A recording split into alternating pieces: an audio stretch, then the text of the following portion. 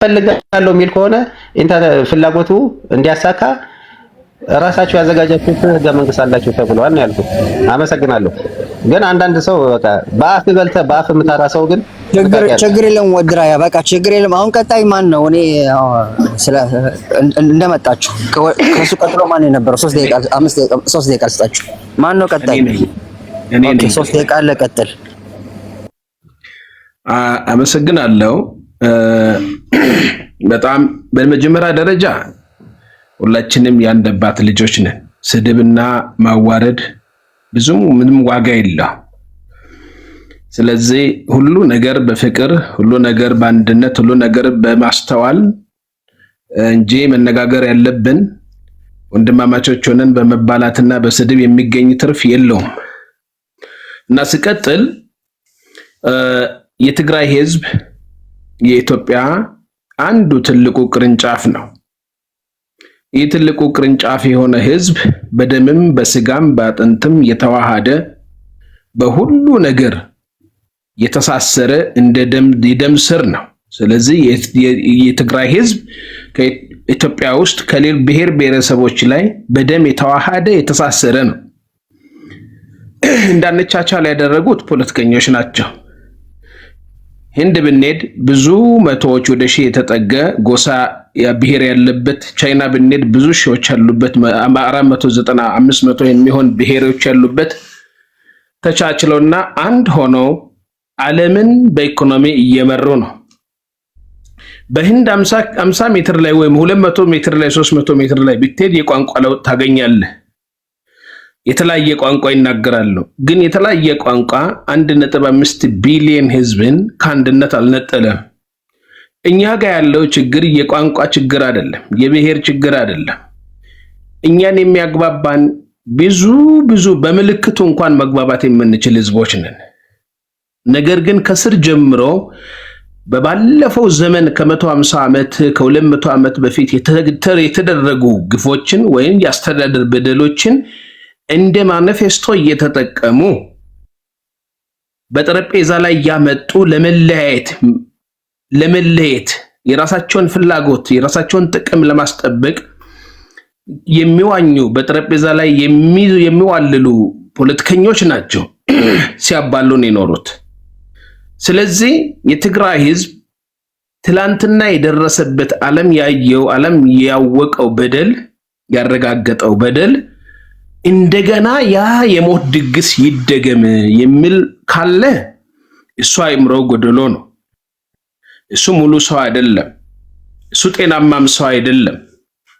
አንድ ጤናማ ሰው በመሆኑ ብቻ ዓለም ላይ እኮ ፍልስጤም ላይ እየተደረገ ያለውን በደልና ግፍ ዓለም ሁሉ እያለ ያለው አንተ ሰው የመሆንህ ምስጢር ምክንያት ፍልስጤም ላይ እየተደረገ ያለውን በደልና ዓለም ሁሉ እና ያ ሁሉ ግፍ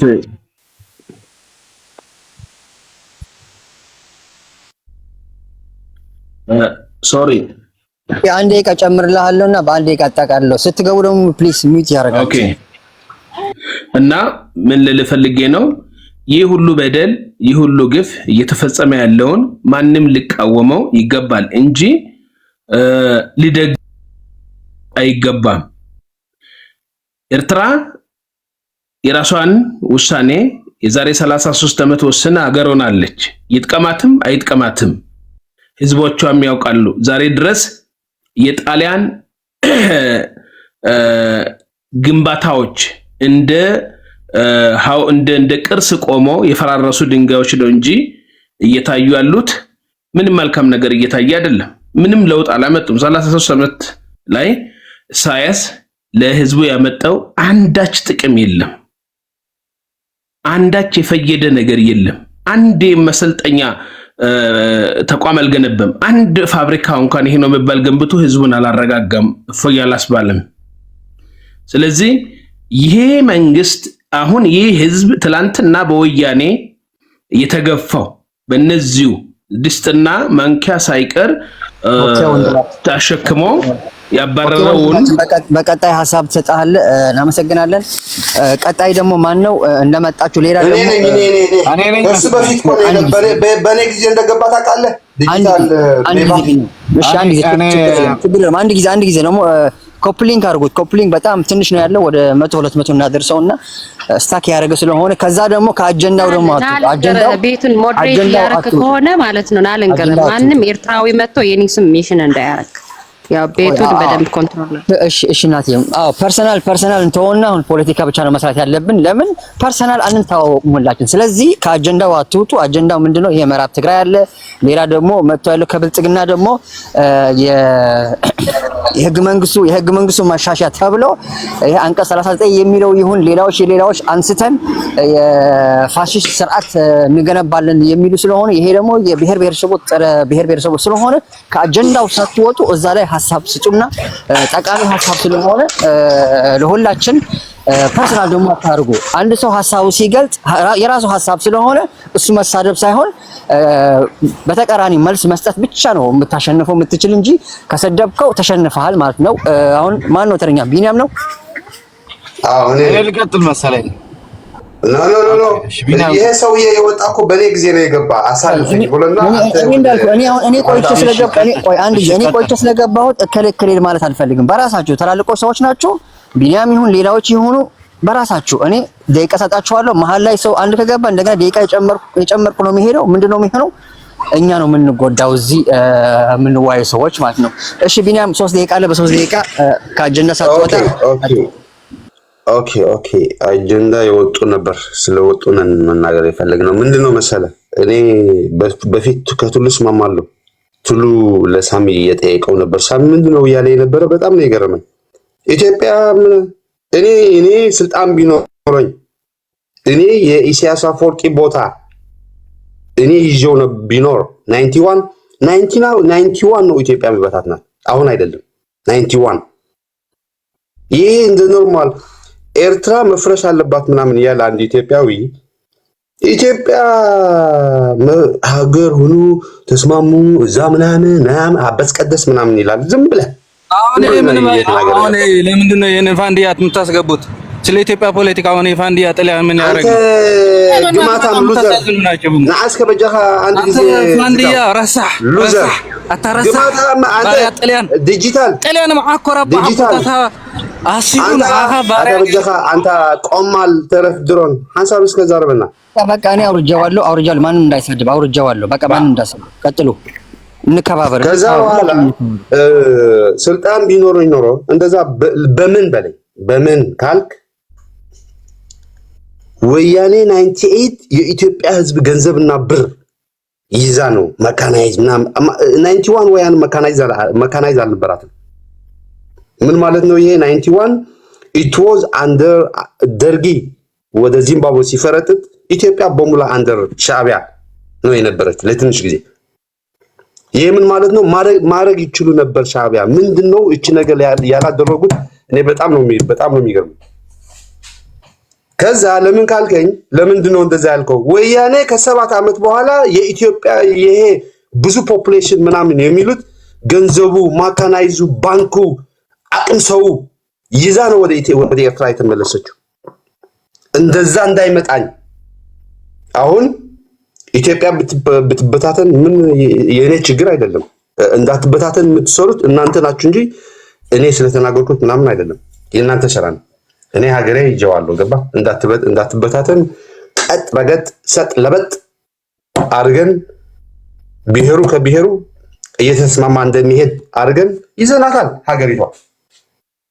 እና እዚህ የሚመጡ በተለይ አንድ ትግራዎት የጻድቃን የጌታቸው ረዳ ደጋፊዎች በኤርትራ ጥሩ ነገር ይናገሩታል። በምንም ታምር አላስብም። ግን ፖለቲካ መናገር ችግር የለም። ሰውዬ የሚሳደበው የነበረ ግን ህብረተሰብ ነው። ይሄ ደግሞ ያሳያል ውስጡ ምን ስላለ አንተ አንድ ጊዜ በጃኺ ትዛረብ ታሪክ ትዛረብ مش ወዳኩ ድላይክ ትዛረብ ውስጡ ምንድነው ጥላቻ? ለምን ሻዕቢያ ባይገባ ኖሮ በዚህ ባለፈው ጦርነት ኦኬ ቢኒያም አሸንፍ ነበር። እቺ እናመሰግናለን ቢኒያም ጎረቤታችን። ምን አለ መሰላችሁ፣ ቆይ አንድ ጊዜ ልንገራችሁ። አሁን አጀንዳው ሁሉ የሰጠው የኢትዮ ኤርትራ አጀንዳ ነው ወይ ምዕራብ ትግራይ ነው ወይ ደግሞ ኢትዮጵያ እንዴት አርገን ነው መዳን ያለብን ነው? ምንድነው አጀንዳው? መጀመሪያ በአጀንዳው ላይ ነው መወያየት ያለብን። እሱ አታክ ስታደርጉት እንደ ኤርትራው እሱ ደግሞ አታክ ያደርጋችኋል እንደ ትግራዋይ ይሁን እንደ ኢትዮጵያውን። ስለዚህ አታክ ማራክ ሳይሆን የኤሊቶች ስርዓት ከሆነ በኤሊቶች ስርዓት ነው ወይ እንጂ ዝም ብላችሁ እከለከለከላችሁ። ይሄ የኢትዮጵያ ፖለቲካ ከሆነ የኢትዮጵያ ፖለቲካ ነው። የኢስት አፍሪካ ፖለቲካ ከሆነ ደግሞ የሁላችን ነው። ሶማሊ ገብቶ ማውራት ከፈለገ ያውራ፣ ጅቡቲው ከሌው መግባት ይችላል። ግን ከአጀንዳው አትውጡና እርስ በርሳችሁ ደግሞ አታክ ስናደርግ ምንድነው የምንሆነው ያለ ነው መሰል ለጠላት ምግብ እየሆን ነው። ስለዚህ ከአጀንዳው ፕሊስ አትውጡ። እኔ አጀንዳው አላቅም ቱላሁን ትንሽ ስራ ላይ ስላለ ለዛ ነው። የኢትዮ ኤርትራ አጀንዳ ከሆነ ወይ በዛ አሁን የምዕራብ ትግራይ ከሆነ ወይ ደግሞ የፓስፖርት ከሆነ በዛ ላይ እና ትንሽ እና ስድብ ደግሞ እናቆመው የተከባበርን። ቀጣይ ማን ነው?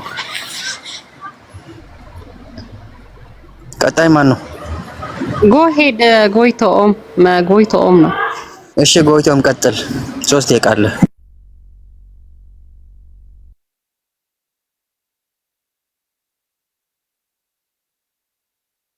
ቶም አለ የለም መሰለኝ። እሺ አንተ ቀጭ እታችን ላንቺ 3 ደቂቃ አለሽ።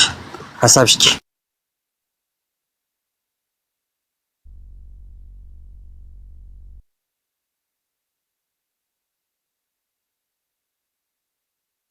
አይስማዕ እንዴ ዘለኹ ጃቲ ካልኹ ኦኬ ቀጥል። ይቅርታ ደቂ ዓበይቲ ይቅርታ። ኦኬ አይነኝ ማወራ ክስታይ ኮይኑ ጎይቶም ነው አልነበረም። አሁን ገብተዋል። እሺ ቀጥል ጎይቶም። እሺ እንትን አስተካክልልኝና ሚኒት ሰተኛል ልቀጥል።